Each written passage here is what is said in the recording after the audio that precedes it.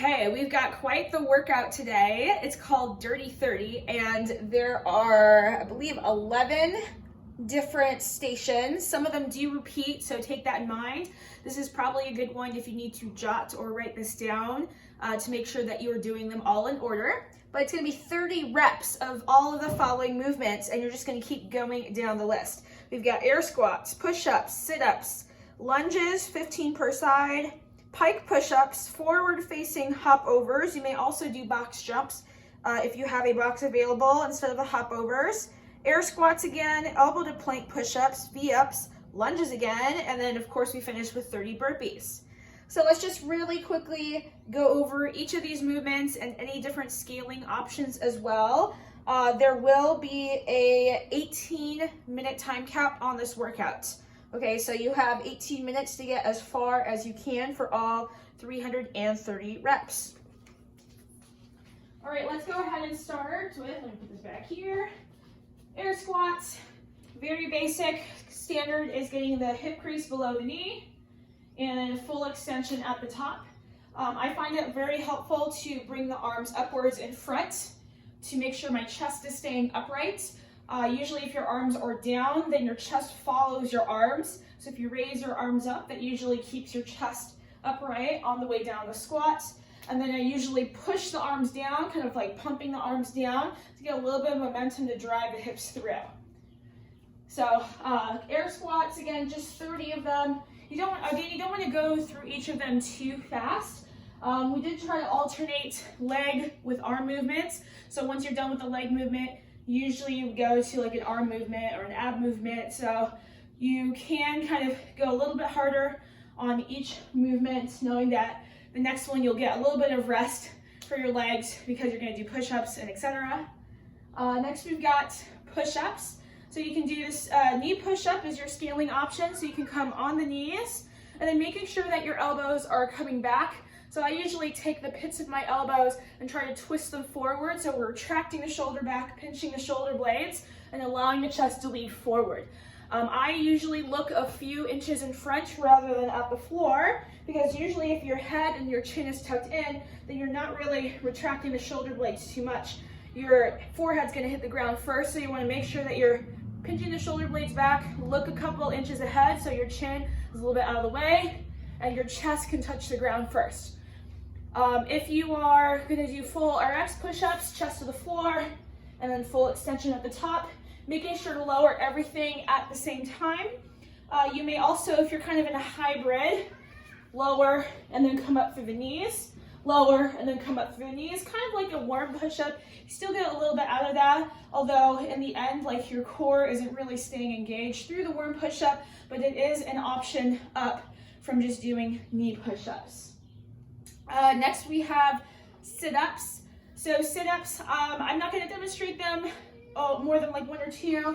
I'm going to be doing dead bugs in the workout today. So sit-ups, you are going to butterfly your legs to do this as prescribed. You may also choose to have knees together if you would like.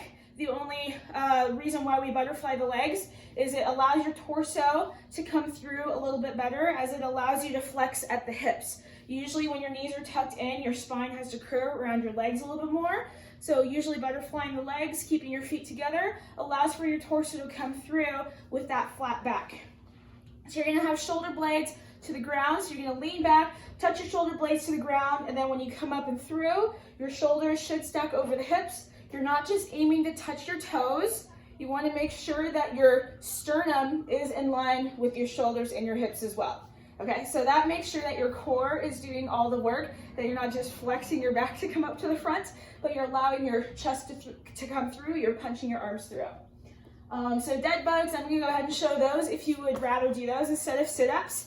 So the way we're gonna measure those, I'm laying on the floor, pressing my lower back to the ground, starting hands and legs overhead like I'm a dead bug.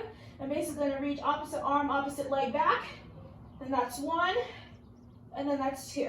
So we're doing these slow and controlled. These are not crazy bicycle ones, but we're doing these deliberately, holding for a half a second at the end of each, just so we're getting that ab movement in. Next we've got lunges. Lunges, you may either step forward or backward on your lunge depending on your preference. So forward stepping lunge, you want to make sure that the knee is stacked right over the ankle, that you're not stepping too close, and you're allowing your torso to come straight down like there's a wall in front of you. Okay, you don't want to lean forward into the lunge as that places a lot of stress on your knee. The more that you can sit back and let your glutes do the work, then the more benefit that you're going to get from the lunge. So it's 15 per side. If you're doing a forward stepping lunge, you're pressing through the heel to push yourself back. And if you are doing a backward stepping lunge, you're pressing through the back toes to step forward. So you're going to find one of those is going to be a little bit easier for you to do, either the forward or backward stepping ones. And again, that's 15 per side. If for some reason doing lunges is going to be difficult for you, you may also opt to do Cossack squats, 15 per side, lunging into one leg and then lunging into the other leg, keeping your weight even through the feet, making sure your heels are planted.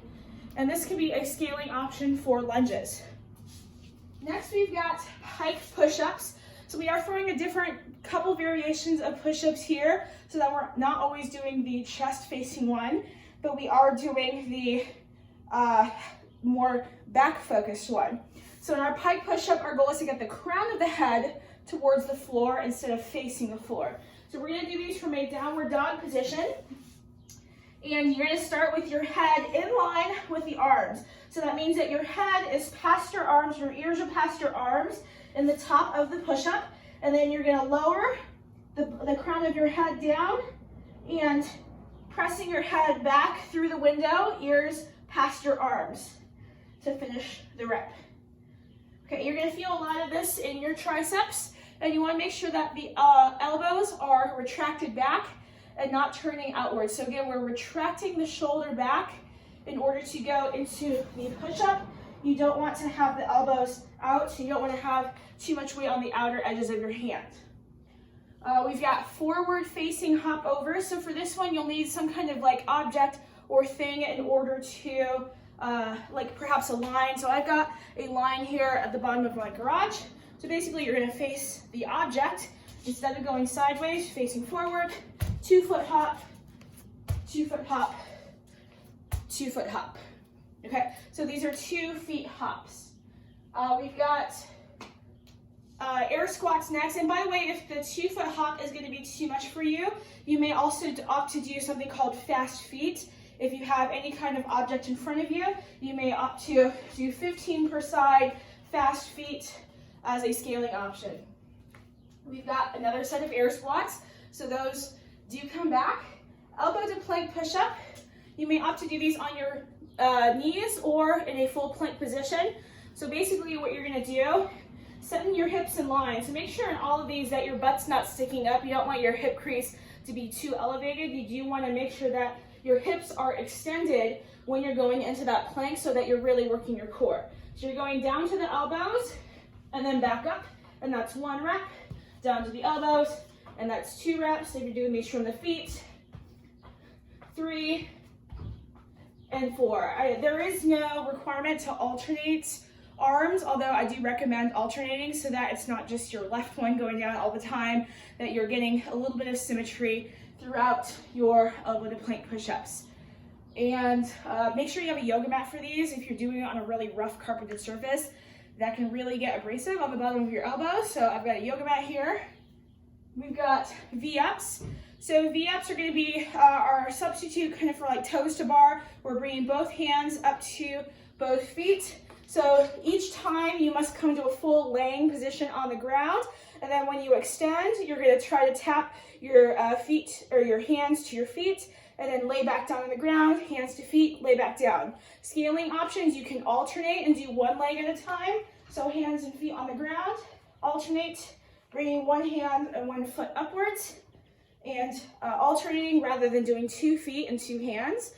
You may also do to the knees or to the calves. So you can bend at the knees instead, laying fully on the ground, an extension, and then bending at the knees, and then back down, bending at the knees, back down. That would be also another scaling option as well, where your shoulders are not making a full extension from the floor. We've got another set of lunges. So again, you can do forward or backward lunges. You can also do Cossack squats for the scale. And then lastly, we've got burpees.